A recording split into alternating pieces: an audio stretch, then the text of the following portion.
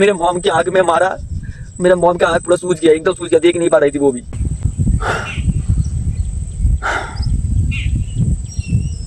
हे family, कैसे हो तुम लोग? तो आज कोई व्लॉगिंग नहीं और आज कोई फन भी नहीं।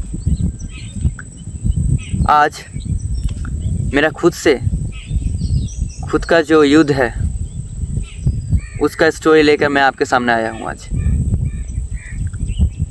और हाँ, मुझे पता है कि हर एक जो आप फैमिली के अंदर जो आप लोग मेरे को देख रहे हो, हर एक के ज़िंदगी में कुछ ना कुछ ज़रूर कहानी होगी, बैक साइड या फिर पास का कुछ ना कुछ तो कहानी होगी उनके पास।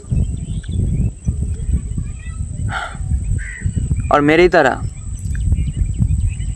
बहुत सारे आदमी ऐसे भी होंगे जो रात को सोने जाने से पहले ये सोचते होंगे कि मैं कल कैसे अपना दिन गुजारूंगा, कल क्या मेरा दिन अच्छा जाएगा, क्या कल मैं अपना खुद का खर्चा चला पाऊंगा, मेरे फैमिली का रिस्पॉन्सिबिलिटी ले पाऊंगा। आप में से बहुत आदमी होंगे जो ये बात हमेशा सोचते होंगे, हर कोई सोचता होगा ज़्यादातर। अभी आपकी ज़िंदगी में ऐसा हुआ है कि हर तरफ से आपको सिर्फ रिस्पॉन्सिबिलिटी आ रहा है, हर तरफ से सिर्फ आपके ऊपर प्रेशर ही आ रहा है, प्रेशर आ रहा है, लेकिन आप चाह के भी उस परेशानी से भाग नहीं सकते। किसी भी तरह से आप उस परेशानी से भाग नहीं सकते। वैसा ही हालत अभी मेरे साथ हो रहा है। हर तरफ से प्रेशर है, लेकिन मैं कुछ कर नहीं सकता। मेरी कहानी तब से शुरू होता है जब से मैं 13 साल का था, सिर्फ 13 साल। पहले भी शायद से होता होगा था, मेरे को मालूम नहीं था, लेकिन जब का मैं 13 साल का था तब से मैंने ये चीज़ रियलाइज़ किया था कि कुछ तो प्रॉब्लम था। मैं पहले समझता नहीं था, छोटा था, इस समय मैं कुछ समझ नहीं पा था कि क्या चल रहा है, क्या नहीं चल रहा है, क्या है ज़िंदगी में, क्या नहीं है। लेकिन जब मैं 13 साल का हुआ, थोड़ा बहुत मेरे दिमाग में सोचने की अहमियत आई कि अभी ये चीज़ हो रहा है, वो चीज़ चल रहा है, तब से मेरी ज़िंदगी शुरू हो गई उस झंडे वाले से। मैंने 13 साल की उम्र में देखा मेरे माँ बाप को एक दूसरे से झगड़ते हुए। उनकी एक दूसरे से बनती नहीं थी, एकदम भी बनती नहीं थी उन दोनों से। और पूरा रात दिन सिर्फ घर में झगड़े ही झगड़े होते थे। मैं मेंटली टॉर्चर था थोड़ा बहुत। उसके बाद थोड़ा बड़ा हुआ और 1 साल गया, मतलब झगड़ते देखते देखते ही 1 साल कट गया। कटते तब भी झगड़ा रुका नहीं। 14 साल का हुआ, तब समझा, तब थोड़ा ये आदमी वो आदमी मेरे को बोलता था या फिर गांव के जो लोग हैं या फिर जो गांव वाले हैं वो मेरे को बोलते थे, तेरे माँ ने ये किया, वो किया, ये वो उल्टा सीधा। तब से मेरे दिमाग में ऐसा एक चीज़ घुस गया, ये प्यार मोहब्बत को लेकर। मतलब वो लोग बोलते थे तेरा मॉम ने ऐसा किया इसीलिए तेरे घर में ऐसा झगड़ा हो रहा है, वो हो रहा है। मेरे बाप मेरे माँ को बहुत ज़्यादा टॉर्चर करता था उस समय। तो मेरे को ना छोटा बड़ा से एक दिमाग में एक चीज़ बैठ गया कि ये प्यार मोहब्बत कभी करूँगा ही नहीं, कि जिस चीज़ ने मेरे को अपने बाप माँ से अलग कर दिया उस चीज़ को मैं कभी करूँगा ही नहीं। मैं दिमाग में सोच लिया। तब तक हम लोग अलग नहीं हुए थे, घर में ही थे। जब बड़े हुए हम लोग, जितना बड़े हुए, ये तबाही देखता है कि बढ़ता ही गया। कभी हम लोग यहाँ पर जाके छुपते थे, कभी हम गांव के जो खेत होता था वहाँ पर जाके छुपते थे मैं और मेरी माँ और मेरी बहन। कभी इसके घर में, कभी उसके घर में, कभी रात के दोपहर में, कभी रात के 2 बजे झगड़ते रहते थे हर कोई। क्या बोलूँ, क्या कर सकता हूँ इस बारे में मैं। और उसके बाद दिन ऐसे ही चल रहे हैं, झगड़े होते हैं, ठीक हो जाता है, झगड़े चलते हैं, ठीक हो जाता है। चलते मेरा कम से कम 14.5 साल हो गया, शायद से ऐसा कुछ होगा अप्रोक्स। और उसके बाद मैं ना थोड़ा तो बड़ा हो गया था, तो उसके बाद झगड़ा होते मेरे माँ, मतलब मेरे जो नानी थी, उन्होंने मेरे माँ को लेकर चला गया। मतलब अपने ससुर, मतलब अपने घर में लेकर चले गए उनको। ले जाने के बाद मेरे बाप ने नहीं जाने दिया, ठीक है। बोला कि उसको छोड़ दो, तुम चले जाओ। वो चले गए। और उसके बाद मेरा मॉम ने कुछ टाइम तक मतलब रहे वहाँ पर। मेरे को फ़ोन करते थे आ जाओ तुम, मतलब मेरे मॉम ने मेरे को पैसा भी दिया था कि चले आ जाओ और वहाँ मत रहो। मेरे मॉम ने बहुत बार बोला, लेकिन मैं नहीं गया कि मैं सोचता था कि ठीक सब कुछ ठीक हो जाएगा तो फिर से सब एक साथ रहेंगे। लेकिन मुझको क्या पता था कुछ भी ठीक नहीं होने वाला। तो उसके बाद मेरे मॉम ने कुछ नहीं किया। और उसके बाद मेरे डैड ने क्या किया, एक दिन मतलब मेरे नाना के वहाँ गए और जाने के बाद उन्होंने मेरे माँ को किसी तरह से लेकर आए वहाँ से। और मेरे मॉम ने भी सोचा कि मेरा बेटा वहाँ पर पड़ा है अकेला, उसके साथ क्या हो रहा होगा, खाना भी मिल रहा होगा कि नहा भी क्या रहा होगा, कैसा हालत होगा उसका, ये सोच कर वो भी आ गई। तो आने के बाद मैंने सोचा चलो अब सब कुछ ठीक हो जाएगा। मैं उसमें बहुत कुछ था, पता है क्या, बहुत कुछ था। मेरा मॉम और डैड ना बैठ के ना वो क्या बोलते हैं, नारियल का जो होता ना गोल गोल, वो वाला बना रहे थे। मेरे को बहुत ज़्यादा, मैं खुश था उस दिन, मैं बहुत खुश था। मेरा मॉम डैड एक साथ हैं, मेरे को बहुत खुश था, मैं बहुत ज़्यादा खुशी था उस दिन। लेकिन मुझे क्या पता था वो खुशी भी ज़्यादा दिन नहीं टिकेगा। ज़्यादा दिन नहीं हुआ, उसके बाद कुछ दिन के बाद ही उनका फिर से झगड़ा हो गया। मॉम बोलते थे कि मेरे को तेरा डैड मार रहे हैं, और मेरा डैड बोलते थे तेरी माँ की गलती है। मैं किसका सपोर्ट करूं और किसके साथ रहूं?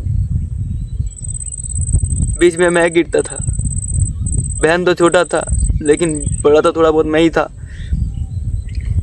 उसके बाद मेरे मॉम ने बोला कि हम लोग वहाँ नहीं रहेंगे, हम लोग एक घर किराए में लेते हैं, वहाँ रहेंगे। तो ठीक है चलो, लिया किराए में। लेने के बाद वहाँ भी थे हम लोग, बहुत खुश थे। मेरे मॉम एक गवर्नमेंट जॉब करते हैं और मेरा डैड ऐसे ही काम करते हैं। तो अच्छा चल रहा था, सब कुछ ठीक था। अच्छा खाना पीना, स्कूल जाना, मेरे डैड काम पे जा रहे हैं, मॉम स्कूल जा रहे हैं, सब कुछ अच्छा था, परफेक्ट, कुछ प्रॉब्लम नहीं था।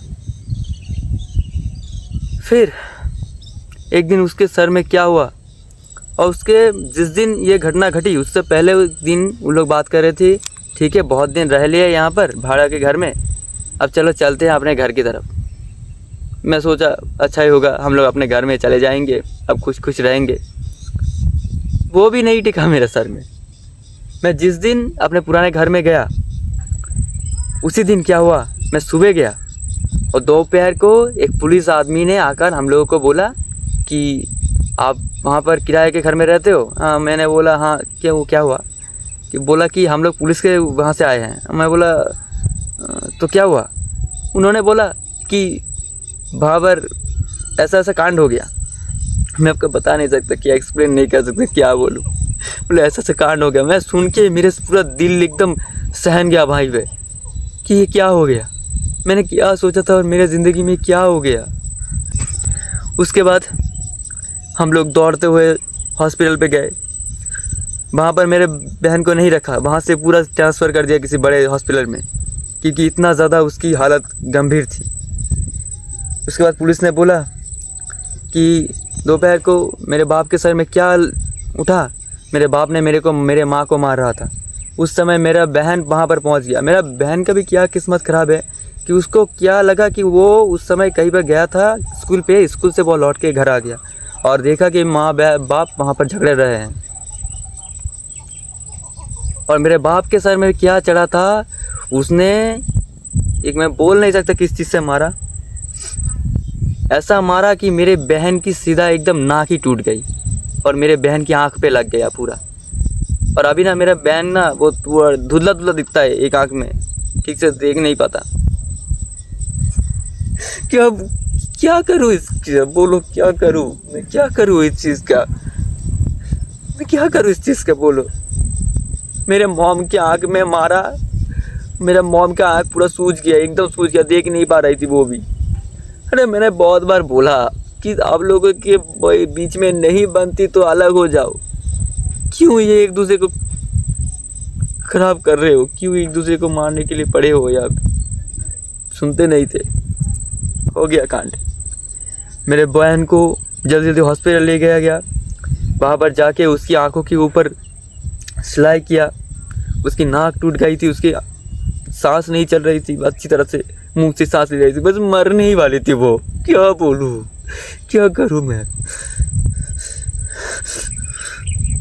और उसके बाद उसको ट्रांसफ़र कर दिया कहीं और सीधा मेरे बाप को पुलिस ने पकड़ के ले गया। ले जाके उसको बहुत मारा, इतना मारा कि क्या बोलूँ। उसने अपनी माँ बाप कहते कहते वो बेहोश हो गया, इतना मारा उन पुलिस वालों ने, इतना ज़्यादा मारा। मैं वहाँ पर क्या कर सकता हूँ बताओ। मेरी माँ बहन हॉस्पिटल में एडमिट है, मेरा बाप जेल में बंद है, पुलिस के डंडे उसके कंधों पे गिर रहे हैं, और इधर मैं।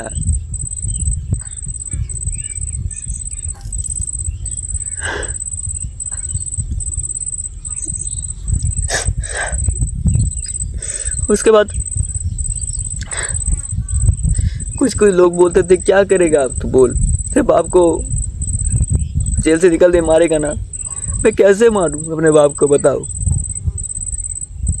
उन पुलिस वालों ने उसको इतना मारा कि वो बेहोश हो गया, मतलब कितना मारा होगा। और उसके बाद मैं अपने बाप को कैसे मार सकता हूँ।